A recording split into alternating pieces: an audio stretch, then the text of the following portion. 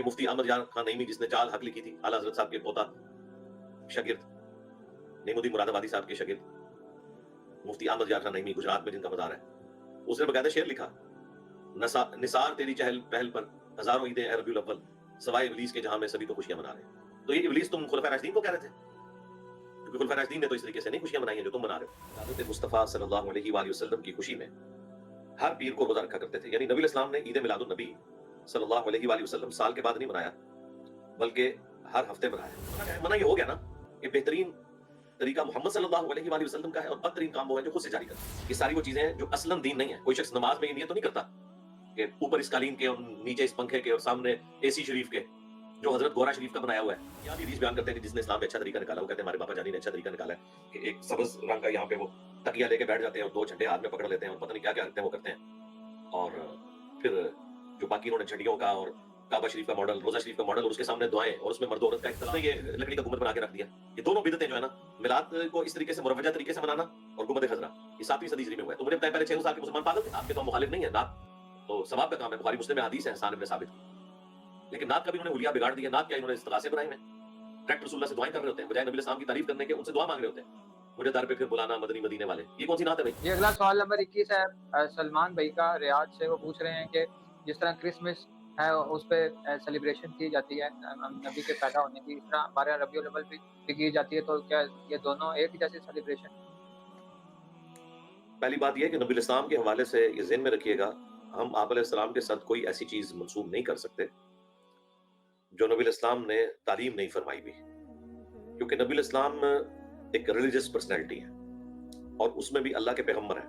آپ کے ساتھ کوئی بھی چیز منسوب کی جائے گی وہ دین کی حیثیت سے ہوگی۔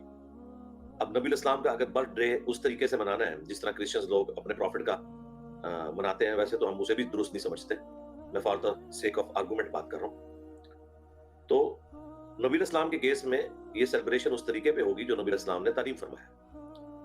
وہ صحیح مسلم میں حدیث ہے 2750 کہ اللہ کے محبوب علیہ السلام ہر منڈے پیر والے دن روزہ رکھا کرتے تھے۔ پوچھا گیا کیوں رکھتے ہیں؟ فرمایا فیہ ولدت وفیہ انزل علی، اس دن میں پیدا ہوا اور اس دن مجھ پر پہلی دفعہ وحی نازل ہوئی۔ تو نبی الاسلام نزول قرآن کی خوشی میں اور ولادت مصطفیٰ صلی اللہ علیہ وآلہ وسلم کی خوشی میں ہر پیر کو روزہ رکھا کرتے تھے، یعنی نبی الاسلام نے عید میلاد النبی صلی اللہ علیہ وآلہ وسلم سال کے بعد نہیں منایا بلکہ ہر ہفتے منایا، اور یہی طریقہ ہے۔ باقی یہ جو طریقے اڈاپٹ کیے ہوئے ہیں اور اسے اقبال ڈے اور پاکستان ڈے اور جناح ڈے کے ساتھ کمپیئر کرنا، یہ بالکل غلط ہے۔ جناح ڈے یا پاکستان ڈے یا اقبال ڈے منانا درست ہے، کیونکہ وہ ایکٹیویٹیز مذہب سے ریلیٹڈ نہیں ہیں، لیکن نبی الاسلام سے متعلق کوئی بھی چیز ہوگی وہ مذہب سے ریلیٹڈ چیز ہے، دین سے ریلیٹڈ چیز ہے، اس میں بہت احتیاط ہے، اس میں وہ اصل ہے حدیث صحیح مسلم کی، اما بعد فإن خیر الحدیث کتاب اللہ وخیر الہدی ہدی محمد صلی اللہ علیہ وآلہ وسلم وشر الامور محدثاتها وکل محدثۃ بدعہ وکل بدعۃ ضلالہ وکل ضلالۃ فی النار۔ یہ صحیح مسلم میں مین حدیث ہے، کچھ الفاظ سنن نسائی کے اندر موجود ہیں۔ آگاہ ہو جاؤ، سب سے بہترین کلام اللہ کی کتاب ہے، سب سے ہدایت یافتہ راستہ محمد صلی اللہ علیہ وآلہ وسلم کا ہے۔ بدترین کام وہ ہیں جو دین میں خود سے جاری کر دیے جائیں، یہ تمام کام بدعتیں ہیں، تمام بدعتیں گمراہیاں ہیں اور تمام گمراہیاں جہنم میں لے جانے والی ہیں۔ تو نبی الاسلام نے کہا کہ جو میں تعلیم فرماؤں گا وہ بہترین ہے، اس کے علاوہ اگر کوئی خود سے جاری کرے گا وہ بدعت اور گمراہی ہے، بھلے وہ نیکی کا کام ہی کیوں نہ ہو۔ یہ اکثر آپ کو کہتے ہیں کہ جی ہم جس طریقے پہ میلاد منا رہے ہیں، اگر یہ طریقہ ثابت نہیں ہے تو منع بھی تو نہیں ہے۔ بھائی دین کے حوالے سے یہ نہیں دیکھا جائے گا کہ منع کہاں ہے، دین کے حوالے سے دیکھا جائے گا کہ ثابت کہاں ہے۔ اگر آپ یہی کریں گے تو پھر ہم آپ کو اینٹی وینم الزامی جواب پھکی دیں گے کہ نبی الاسلام نے کسی حدیث میں جنازے کی اذان دینے سے یا عیدین کی اذان دینے سے منع نہیں کیا، صرف اتنا رپورٹ ہوا ہے کہ اذان نہیں ہوتی تھی، منع کہیں نہیں آیا۔ تو اذان تو اب نیکی کا کام ہے، بخاری مسلم میں حدیث ہے اذان کی آواز سے شیطان بھاگ جاتا ہے، اس کی ہوا خارج ہو جاتی ہے اور مقام روحہ تک چلا جاتا ہے۔ مقام روحہ مدینہ شریف سے 36 مائلز کے فاصلے پر تھا۔ تو بھائی اکثریت نے تو عید کی نماز پڑھنی ہوتی ہے، عید والے دن تو ضرور اذان ہونی چاہیے تاکہ شیطان کو وہاں سے بھگایا جائے اور لوگ زیادہ سے زیادہ مسجد میں آئے، مسلمانوں کی اسٹرینتھ شو ہو، لیکن اس دن اللہ تعالیٰ نے اذان نہیں رکھی ہوئی۔ اذان نہیں ہے اسی لیے اقامت بھی نہیں ہوتی ہے، ممبر بھی نہیں ہوتا خطبے کے لیے، ڈائریکٹ نماز ہوتی ہے اور خطبہ نماز کے بعد ہوتا ہے، جمعے میں تو پہلے ہو رہا ہوتا ہے، اس لیے کہ نبی اسلام نے اس نے تعلیم فرمایا. کہتے ہیں منع کا ہے، منع یہ ہو گیا نا کہ بہترین طریقہ محمد صلی اللہ علیہ وآلہ وسلم کا ہے اور بدترین کام وہ ہیں جو خود سے جاری کر دیے جائیں، اور یہ تمام کام بدعتیں ہیں، تمام بدعتیں گمراہیاں ہیں، اور تمام گمراہیاں جہنم میں لے جانے والی ہیں. تو بھائی جہاں پر جنازے کی اذان منع کی گئی ہے نا، اور عید کی اذان منع کی گئی ہے منع کے الفاظ کے ساتھ، وہاں پہ آپ کے میلاد کا طریقہ بھی منع ہے. وہ کہتے ہیں وہ تو کوئی نہیں ہے، تو پھر آپ لوگ عید کی اذان کیوں نہیں دیتے ہیں؟ کہتے ہیں ثابت نہیں ہے. جی یہی تو ہمارا موقف ہے. البتہ دین کو سپورٹو جو طریقے ہیں جو اصلاً دین نہیں ہے لیکن دین کو سپورٹ کرتے ہیں، وہ قیامت تک نئے جاری کیے جا سکتے ہیں. انہیں کہا جاتا ہے سنت حسنۃ، اچھا طریقہ. یہ اچھی بدعت کے الفاظ نہیں، اچھا طریقہ. بدعتیں ساری گمراہی ہیں. وہ صحیح مسلم میں حدیث ہے کہ جس نے اسلام میں اچھا طریقہ جاری کیا، جتنے لوگ اس پر عمل کریں گے ان کا ثواب اس شخص کو ملے گا، اور ان لوگوں کے ثواب میں بھی کمی نہیں ہوگی، اور ساروں کا اکٹھا کر کے اس ایک بندے کو ملے گا جس نے سٹارٹ کیا. اور جس نے اسلام میں برا طریقہ جاری کیا، سنت سیئۃ، تو تمام لوگوں کا وبال اس پر ہوگا، اور اس پر وبال جو جمع کیا جائے گا اس کی وجہ سے جن لوگوں نے برائی پر عمل کیا ان کے وبال میں کمی کوئی نہیں ہوگی. جس طرح بخاری مسلم میں آیا کہ جب بھی دنیا میں کوئی قتل کیا جاتا ہے تو سب سے پہلے جو قاتل تھا قابیل، اسے بھی اس عذاب کا حصہ پہنچتا ہے کیونکہ اس نے ابتدا کی تھی، حضرت آدم علیہ السلام کا جو بیٹا تھا. تو اچھا طریقہ آپ اسلام میں جاری کر سکتے ہیں جو اسلام کو سپورٹو ہو، اصلاً دین نہ ہو. مثلا مسجد میں ایئر کنڈیشن لگانا یہ دین نہیں ہے، لیکن دین کو سپورٹو ہے کہ مسجد کا ماحول اچھا ہوگا. مسجد میں اچھی لائٹنگ ہونا کہ لوگ آسانی سے قرآن پڑھ سکیں، مسجد میں قالین بچھانا، مسجد میں لاؤڈ سپیکر کا اہتمام کرنا، اچھے ٹوائلٹس بنانا، یہ ساری وہ چیزیں ہیں جو اصلاً دین نہیں ہے. کوئی شخص نماز میں یہ نیت تو نہیں کرتا کہ اوپر اس قالین کے اور نیچے اس پنکھے کے اور سامنے اے سی شریف کے جو حضرت گورا شریف کا بنایا ہوا ہے، یہ تو کوئی نہیں کہتا. اسی طریقے سے طواف کعبہ 7 چکر ہوتے ہیں، ویل چیئر پہ لگا لیں، گھوڑے پہ لگا لیں، ٹرین پہ لگا لیں، اونٹ پہ لگا لیں، لیکن دین اصلاً اپنی جگہ پہ موجود ہے. حج کے لیے جانا، پیدل جائیں، ہوائی جہاز میں جائیں، بحری جہاز میں جائیں، یہ وہ تمام طریقے ہیں، لیکن دین اصلاً وہی ہے. تو ان چیزوں کو مکس نہیں کرنا چاہیے. اکثر وہ ہمارے جو باپا جانی ہیں وہ بھی ان چیزوں کا سہارا لے کے تو دین کا حلیہ بگاڑنے کی کوشش کر رہے ہوتے ہیں. تو ان کے لیے میں نے حدیث بیان کر دی، اور یہ حدیث آدھی ہے، پوری حدیث یہ لوگ بیان کرتے ہیں تو ان کا دجل کھل جاتا. یہ آدھی حدیث بیان کرتے ہیں کہ جس نے اسلام میں اچھا طریقہ نکالا، وہ کہتے ہیں ہمارے باپا جانی نے اچھا طریقہ نکالا ہے کہ ایک سبز رنگ کا یہاں پہ وہ تکیہ لے کے بیٹھ جاتے ہیں اور 2 جھنڈے ہاتھ میں پکڑ لیتے ہیں اور پتہ نہیں کیا کیا حرکتیں وہ کرتے ہیں. اور پھر جو باقی انہوں نے جھڑیوں کا اور کعبہ شریف کا ماڈل، روزہ شریف کا ماڈل، اور اس کے سامنے دعائیں، اور اس میں مرد و عورت کا اختلاط، پوری رات ڈیک کے اوپر نعتیں لگانا، اور یہ پرواہ نہ کرنا کہ محلے میں کوئی بیچارہ مریض بھی ہو سکتا ہے، کوئی مزدور ہے جس نے رات کو سونا ہے اور صبح اس نے مزدوری پہ جانا ہے. کسی کا کوئی خیال نہیں. یہ کون سی دین کی خدمت ہو رہی ہے؟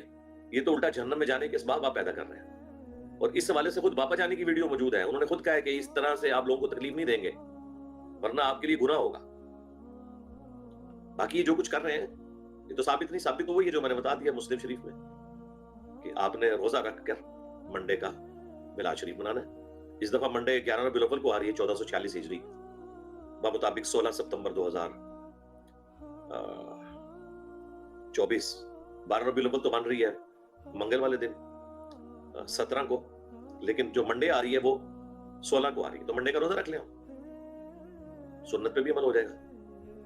تو یہ اسلام میں جو اچھے طریقے ہیں جو دین کو سپورٹو ہیں وہ آپ جاری کر سکتے ہیں. امام بخاری نے صحیح بخاری لکھی، لیکن لکھا وہی کچھ جو موجود تھا، تو یہ اسلام میں اچھا طریقہ ہے.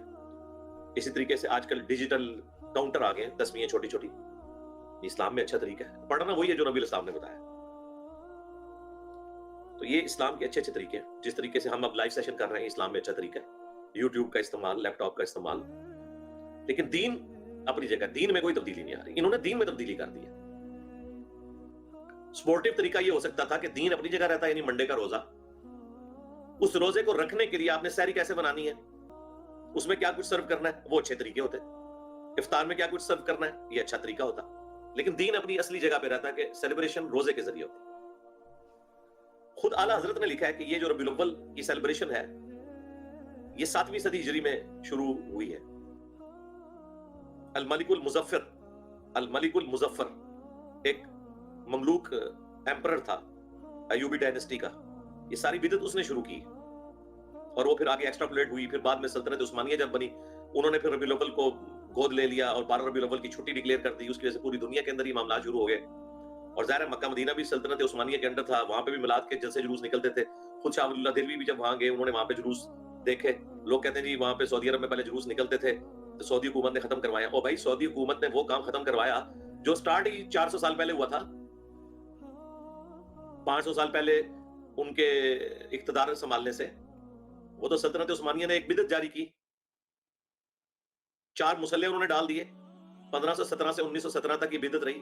کعبے کے اندر 4 امام کھڑے کیے ہوئے تھے. حنفی اپنی نماز آدھا پڑھتے تھے، حنفی امام کے پیچھے شافعی آدھا پڑھتے تھے. امت کا بیڑا غرق کر دیا تھا انہوں نے. اور یہ کہتے تھے اجماع امت ہے. اجماع امت ہے تو آپ کدھر چلا گیا؟ اجماع امت ختم تو نہیں ہو جاتا. اجماع امت نہیں تھا، وہ بدعت تھی جو تلوار کے زور پر مسلط ہوئی تھی. اجماع کہاں سے؟ اماموں بیچاروں کو پتہ بھی نہیں ہوگا. تو جو پہلے 700 سال کے مسلمان ہیں ان کے دماغ میں تو یہ چیز نہیں آئی ہے کہ ہم یہ والا کام شروع کریں. 600 سال کے آلموسٹ، کیونکہ 7ویں میں شروع ہوا یہ. انہوں نے تو نہ گنبد خضرا رکھا. یہ 7ویں صدی میں گنبد خضرا بھی رکھا گیا. الملک المنصور الاوون وہ بھی ایوبی ڈائنسٹی کا مملوک ایک ایمپرر تھا، اس نے یہ لکڑی کا گنبد بنا کے رکھ دیا. یہ دونوں بدعتیں جو ہے نا، میلاد کو اس طریقے سے مروجہ طریقے سے منانا اور گنبد خضرا، یہ 7ویں صدی ہجری میں ہوا ہے. تو مجھے بتائیں پہلے 600 سال کے مسلمان پاگل تھے؟ اس زمانے میں بھی تو یہ سارے کام ہو سکتے تھے. مولا علی 5 سال تک کوفے میں رہے ہیں، انہوں نے کوئی جلوس میلاد کا کیوں نہیں نکالا؟ حضرت حسن حسین کی ڈیوٹی کیوں نہیں سبیل کے اوپر لگائی؟ عمار ابن یاسر سے نعت کیوں نہیں پڑھوائی اس طریقے سے جو آپ نے پروگرام ارینج کیے ہوئے؟ نعت کے تو ہم مخالف نہیں ہیں، نعت تو ثواب کا کام ہے. بخاری مسلم میں حدیث ہے حسان ابن ثابت کی. لیکن نعت کا بھی انہوں نے حلیہ بگاڑ دیا. نعت کیا انہوں نے استغاثے بنائے ہوئے ہیں. ڈائریکٹ رسول اللہ سے دعائیں کر رہے ہوتے ہیں، بجائے نبی الاسلام کی تعریف کرنے کے ان سے دعا مانگ رہے ہوتے ہیں.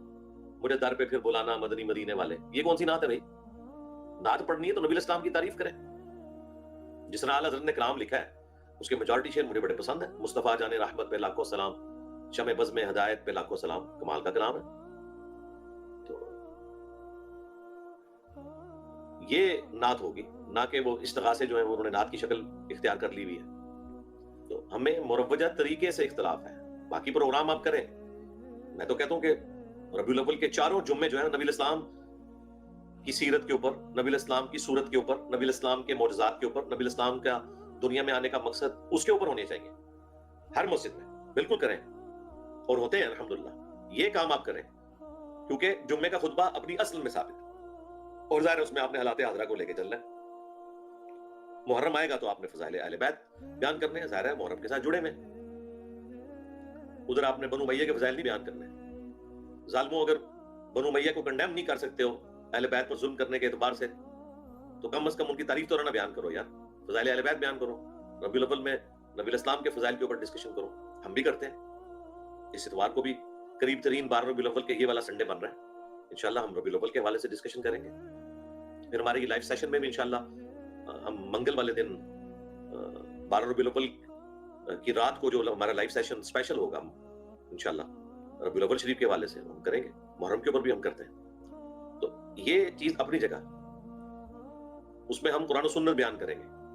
ہاں یہ طریقہ ہم نے اڈاپٹ کیا ہے کیونکہ قرآن و سنت کا درس دینا، لوگوں کو دین سکھانا، یہ اپنی اصل میں ثابت ہے. اس کے لیے طریقہ اڈاپٹ کرنا کہ وہ درس مسجد میں ہوگا یا لائیو سیشن ہوگا، یہ وہ طریقے ہیں جن کی اصلاً اسلام میں اجازت موجود ہے. تو اسلام میں اچھا طریقہ ایک الگ چیز ہے، اور دین میں اچھائی کے نام پہ کوئی چیز داخل کرنا وہ الگ چیز ہے، وہ بدعت ہوگی. ان 2 چیزوں کا فرق آپ نے یاد رکھنا ہے تاکہ آپ ان کے دجل سے، دھوکوں سے بچ سکیں. ایک طرف یہ کہتے ہیں کہ ہمیں پتہ ہے کہ ہم نے یہ 600 سال کے بعد یہ سارا معاملات شروع کیے تھے، آج سے 800 سال پہلے، تو ہم کسی کو پابند نہیں کرتے. کوئی منا لے ٹھیک ہے، کوئی نہیں منائے تو بھی ٹھیک ہے. لیکن دوسری طرف ان کی مکاری دیکھیں.